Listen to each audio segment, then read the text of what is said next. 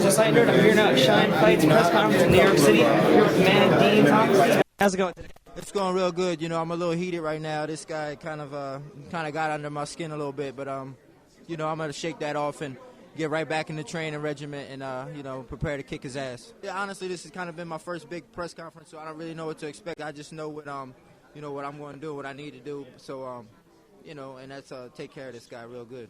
Now, what are you planning to do to Ricardo Mayorga, who's going to be your opponent on May 15th? I'm gonna make him beg. You know, I'm gonna make him regret that he ever changed over to MMA, put them small gloves on, and you know, I'm gonna elbow him in his face. I'm gonna knee him. Everything I could do just to put him through a lot of pain and make him regret coming over to that world MMA. And Dean, you are known for your hands and for your ground skill, and especially for your hands. You train with Howard Davis Jr., who we've talked to before on the website. How is Howard getting you ready for this fight? You know, Howard has a lot of faith in me. You know, he helps me work on my jab, my movement, and I think that's going to be the important key to this fight is having good movement, having a good jab. You know, not getting into anything crazy, not getting into any type of brawl with this guy. So, you know, I'm just going to outbox him. Do you think Mayorga is actually taking this fight seriously, or is he just thinking it's a game? I don't think he couldn't even spell seriously. So, you know, I don't even think he's taking it serious, but he should. Because, you know, he's going to get hurt out there if he doesn't. He could probably spell it in Spanish. There's less letters. Might be easier for him. I think so. All right, now also coming up, we saw at the press conference here, Mayorga was just going back and forth, rambling in Spanish. I mean, you didn't really get a chance to actually cut your own promo against him here. So I'm going to give you the microphone. I want you to cut a promo here against Mayorga for us. Mayorga, today's April 15th. You got 1 day to prepare. Well, actually, not 1 day. You got 1 month to prepare. May 15th, I'm coming for you. I'm gonna kick your ass. I'm gonna send you back to boxing, crawling on your knees. You need to be ready for this. Do you think Mayorga's here to actually really learn how to MMA fight, or is he just here to kind of just, you know, see if he can do this once and be done? I think as a boxer, they don't respect MMA fighters. So I think he's here think he's gonna come in and take over, but I'm gonna show him something different. You know, this is a real technical game. And he doesn't. I don't think he even can understand the concept of what goes on in an MMA fight. Okay. I want to talk a little bit about your shirt also, because we were talking about that before. Can you just show us your shirt real quick on camera there? That's awesome. It says, "I'm Dean Thomas." So why don't you say it? You can probably say it better than the white guy can. I'm Dean Thomas. Google me, biatch. See, he said it a lot better than I did. All right, now why do you have that shirt on today?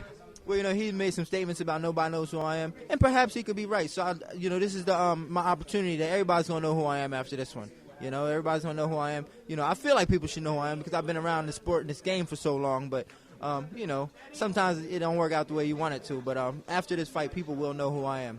All right, so any final closing statement here from Mayorga? You're dead. You already here? You're dead. Dean, good luck. Thank you.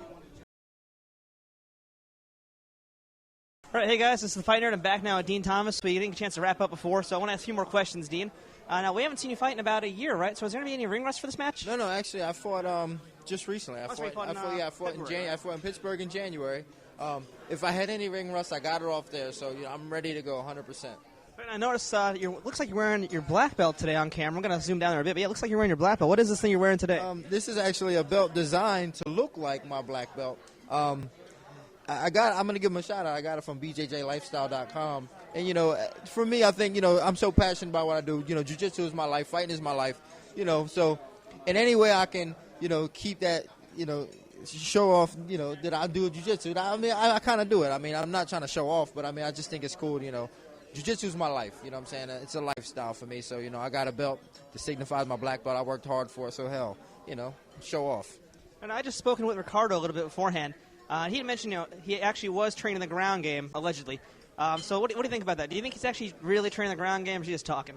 You know, he's probably training some defense, you know, keep your elbows in, you know, don't turn your back, you know, basic stuff like that. But there's, you know, honestly, at this point, you know, it would make really no sense for him to train a ground game. He's not going to learn enough. He couldn't learn enough in 2 years to, you know, to match me on the ground. So, I mean, you know, it just doesn't make sense for him to train the ground. I think he's better off just practicing his boxing and trying to knock me out. Now, what are your thoughts on professional boxing? Are you a fan of the sport at all? Oh yeah, I'm a big fan of boxing. I was more so before. Not as much now. No, I'm still a fan of boxing. Don't get me wrong. I'm still a fan of boxing. But some boxers now have kind of ticked me off by talking a lot of garbage about MMA guys. So it kind of turned me off a little bit towards some boxers, not boxing itself, because I love boxing. But I'm always gonna be a boxing fan. I love boxing. I love it's the sweet science. So like, it's just some of the guys like to run their mouth too much, and I don't like that. So do you think that there's room for both mixed martial arts and boxing in the sports world? Yeah, for sure. I mean, there's room for basketball, there's room for football, there's room for baseball. There's room for everything. It's just people have to. The general public just has to respect everybody. Don't think a lot of people boxing enthusiasts think that MMA is like it's a bunch of gay guys rolling around on the ground, and it's not. I mean, it's a very technical art. In fact, jiu-jitsu in itself is much more technical than boxing. If they call boxing a sweet science, if you were to go technique for technique, skill for skill, jiu-jitsu is way more technical. Okay, who was that? That guy just interviewed. What's that guy's name? That was Aaron Bernstein from Wise Guys or something like that. I have no idea. He just walked in front of the camera. Nice guy. Well, that was his butt for everybody who's watching. And this is Dean Thomas and his shirt and his awesome black belt-looking belt. So, Dean, thanks again and good luck. Kick some ass for us. MMA fans. Thank you, man. I appreciate it. This video is sponsored by FindMMAGym.com. Looking for a new place to train? Head over to the best online directory for MMA gyms across the U.S. FindMMAGym.com.